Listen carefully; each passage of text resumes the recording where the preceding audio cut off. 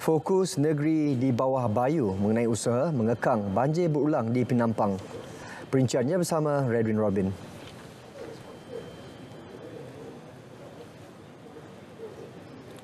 Ya, sahih. Lebih RM50,000 bantuan awal disalurkan kepada Sekolah Menengah St. Michael Penampang berupa peruntukan bencana alam bagi membantu penduduk yang terkesan dalam insiden banjir baru-baru ini. Bantuan tersebut disalurkan Kementerian Pembangunan Usahawan dan Koperasi yang diumumkan menterinya Datuk Ewan Benedict yang juga merupakan ahli Parlimen Penampang.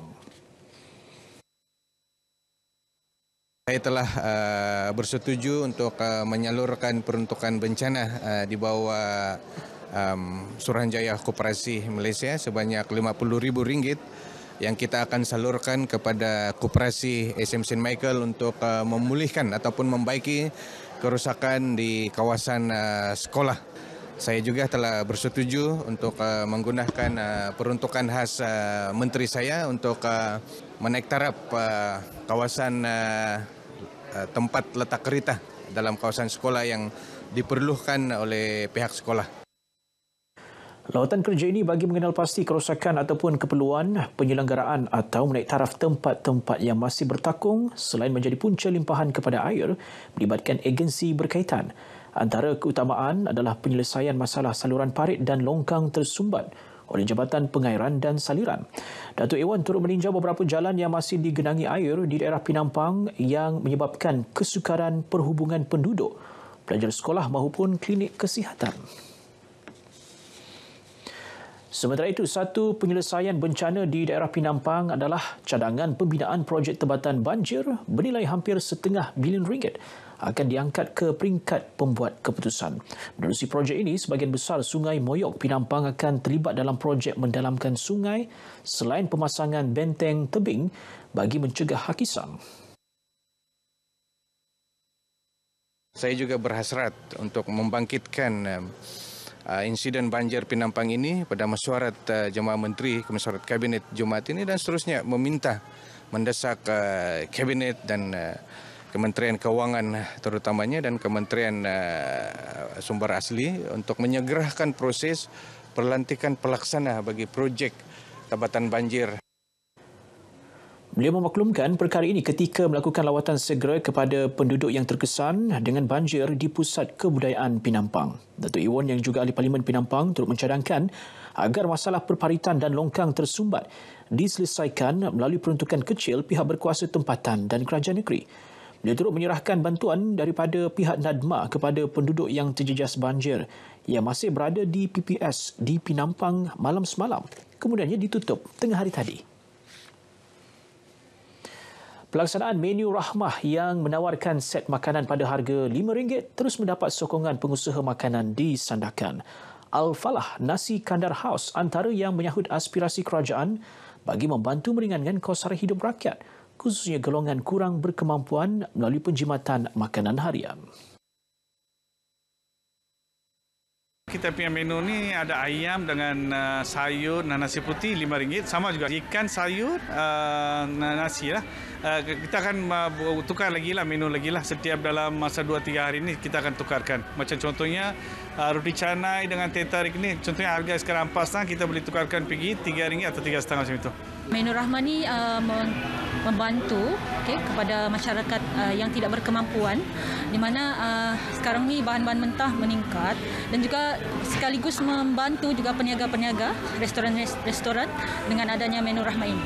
Hidangan yang lengkap lah, adanya sayuran, adanya protein seperti ikan, ayam. Menu rahmah ni dia banyak tolong kira orang yang kurang berkemampuan lah. Maksudnya menu-menu dia pun lengkap, harganya cukup murah, sama kira macam makanan dia pun sedap juga. Kira okey lah. Harap-harap banyak lagi lah restoran yang ikut menu rahmah ni. Lebih 16 lagi restoran yang berdaftar di Sandakan akan melaksanakan inisiatif menu rahmah dalam masa terdekat. Beralih mengenai menu rahmah di Beaufort, menu yang berupaya membantu meringankan kos pelajar dan ibu bapa, memiliki nutrien berkualiti dan seimbang, sekaligus berupaya membentuk pelajar yang sihat dan cerdas. Selain itu, saya melancarkan untuk memberi kupon kepada pelajar untuk membeli makanan dengan harga menu rahmah. Kalau ada kupon, biasanya makanan tu RM5, kupon RM2, so pelajar membayar RM3 sajalah.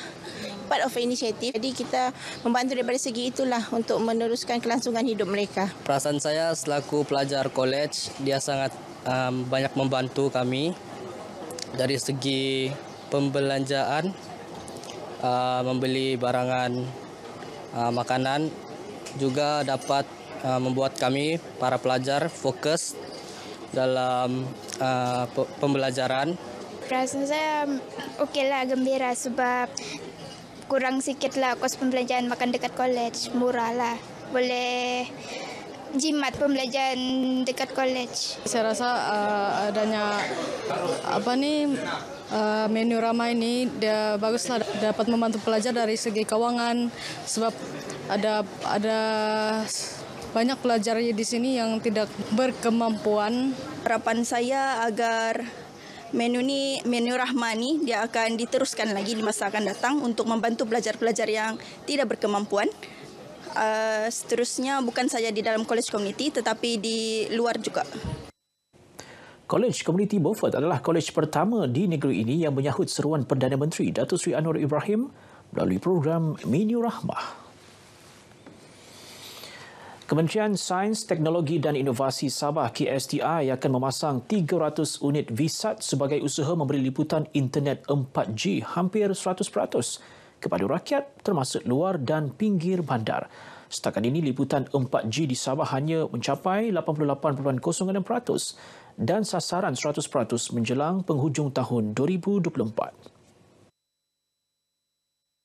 Kita juga berharap agar liputan internet yang projeknya telah pun diberikan peruntukan oleh jendela dapat kita beri tumpuan pada tahun ini kerana kita ingin mencapai 2024 liputan hampir 100% di negeri Sabah seperti mana juga di negeri-negeri yang lain.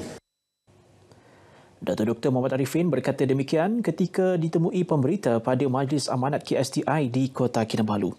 Jelasnya lagi, kementeriannya juga telah merancang untuk menambah pembinaan pusat sains dan makerspace di 6 daerah melalui rancangan Malaysia ke-12. Setakat ini, 2 pusat sains dan makerspace iaitu di Perpustakaan Sandakan dan Tawau telah menerima peruntukan pembinaan berjumlah RM10.2 juta menerusi Petronas. Sebuah lagi pusat sains di Perpustakaan Keningau dijangka siap pertengahan tahun ini. Program Rintis Digital Sandbox yang pertama di Borneo dan ke-8 di Malaysia juga bakal dilaksanakan dalam membantu belia mendepani revolusi IR 4.0 serta memberi ruang kepada inovator muda mengembangkan idea inovasi. Baik, paparan itu tadi mengakhiri perkembangan berita dari Sabah untuk petang ini. Kembali bersama dengan Sahih Samsudin di Angkasa Puri untuk laporan selanjutnya dalam Berita Wilayah. Sahih. Baik Edwin, terima kasih.